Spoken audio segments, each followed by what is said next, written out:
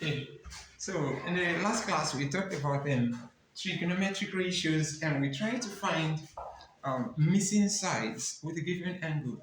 Now, what if we have the sides and we're looking for specific angles? Let's check. For instance, if we're talking about trig ratios, from what we've learned in previous classes, we understand that there are three of them where sine theta for an angle theta is equal to opposite over hypotenuse. And we say that cos theta is equal to adjacent over hypotenuse, while tan theta is equal to opposite over adjacent. Now, opposite over adjacent. Now, this is true for a right angle triangle. You still remember, a right angle triangle is a triangle where at least one of the angles is equal to 90 degrees. Okay, so for any triangle, a right angle triangle with an angle given as theta, here becomes the opposite, which is the side facing a given angle. Then the other side, which is not facing the 90 degrees, we refer to that as the adjacent. And the longest side, or we say the side facing the 90 degrees, can be referred to as the hypotenuse. Good. Now, we can actually use this to find missing angles. For instance, let's take some examples.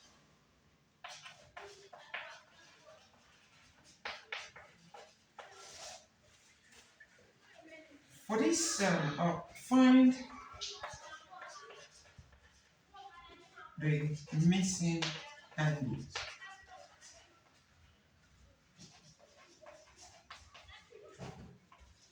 So let's see, this is the first question.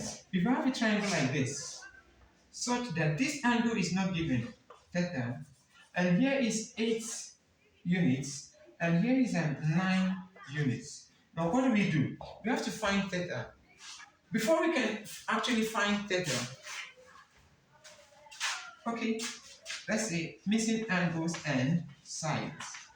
You know, we've already solved for missing sides in the last class. But to help us remember what we talked about, let's include missing angles and sides. So let's say that this is side Z. Good. Now, to obtain theta, to find theta, and don't forget, if an angle theta is given, automatically the side facing that angle becomes the opposite.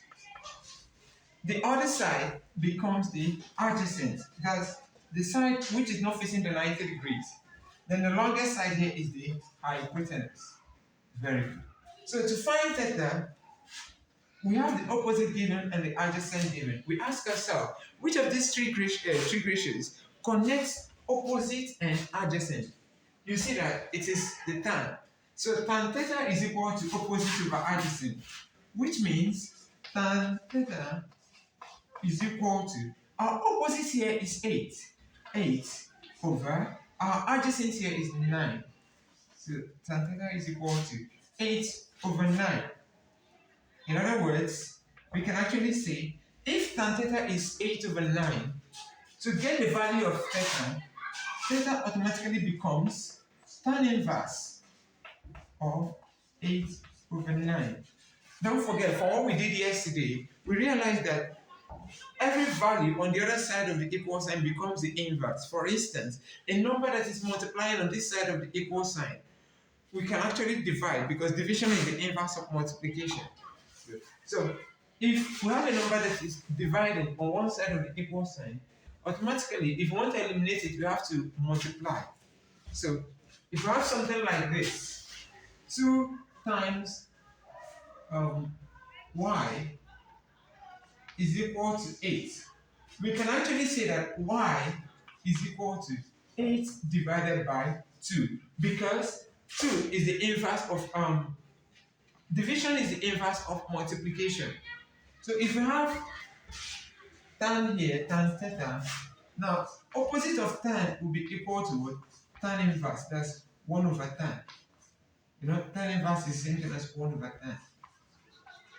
Alright, good. So this, I believe you learned this in indices, but if you didn't, you can check out the lessons on indices. Alright, good. So 1 over tan here is tan inverse of 8 over 9. So our theta, the given angle will now be, let's check, tan inverse of 8 over 9.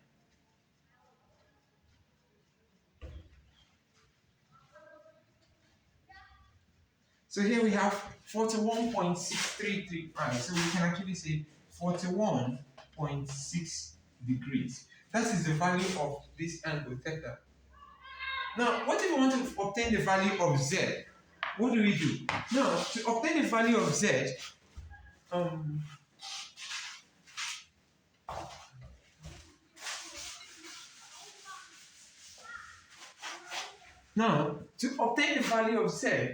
we can either use the trig ratios or we use the Pythagoras theorem. Now, some of you may not have heard of Pythagoras theorem, or you might have forgotten. Let me remind you. When we talk about the Pythagoras theorem,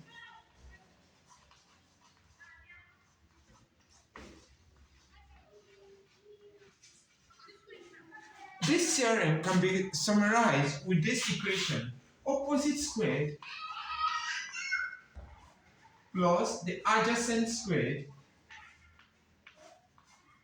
is equal to hypotenuse squared. Okay, good. So, in conclusion, using Pythagoras theorem,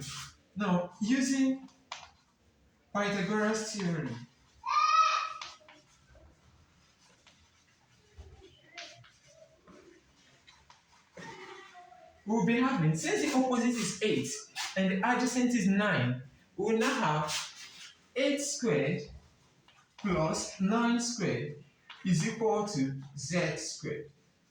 So 8 squared plus 9 squared is equal to z squared. Now what do we do next? 8 squared simply means 8 times 8. Okay, so 8 squared here is 64 plus 9 squared, that is 9 times 9, 81. And that is equal to z squared. Now, 64 plus 81 will be having 145. So 145 is equal to z squared. Now, the inverse of a square is what? Square root. So if you want to eliminate this square, we have to apply what? Square root.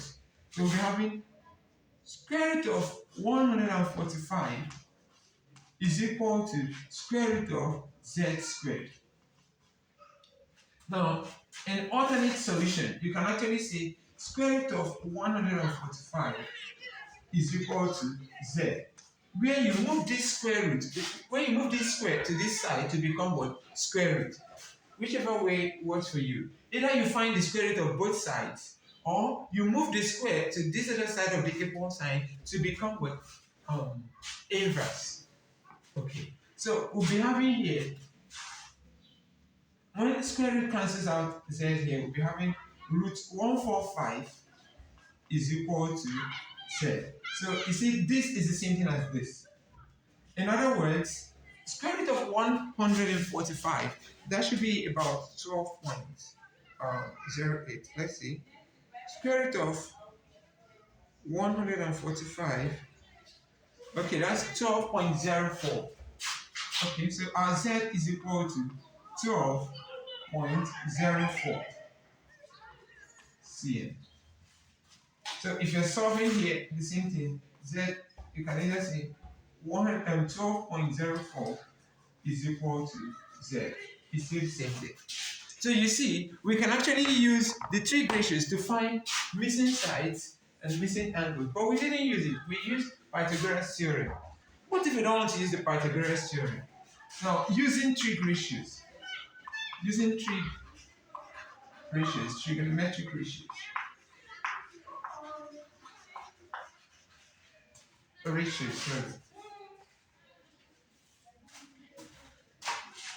Now, if this is the hypotenuse and this is the opposite, and we're already given the angle theta as 41.6, we can either see which ratio connects the opposite and hypotenuse. We use sine. Or which ratio connects the adjacent and hypotenuse? We use cosine. So in this case, let's use sine, which means sine theta is equal to 8, which is the opposite, over z. Now, if that's the case, since theta is 41.6, we can say sine 41.6 is equal to 8 over z. In other words, we solved something similar to this yesterday. We now have to multiply both sides by z so that we can eliminate this z as a denominator. We cannot be looking for z and allow z to be a denominator. So if I multiply both sides by z, we'll be having z sine 41.6 is equal to 8 over z times z. So if we divide this, we'll be having z divide z. We'll now be left with z sine 41.6 is equal to 8. Alright. Now, since we want to find the value of z, we have to make z subject. And the best way to make z subject is by dividing both sides by sine 41.6. So that z will be left alone. So z sine 41.6 divided by sine 41.6 equals 8 over Jesus sine 41.6. Now, if you look at this, you realize that sine 41.6 can actually divide 2. So we'll be having sine 41.6 divide this, and we'll be left with z equals. Now let's check this out. You'll be having 8 divided by sine 41.6. Okay, so our final answer there will be 12.049. 12.049. So let's check. What do you want to see?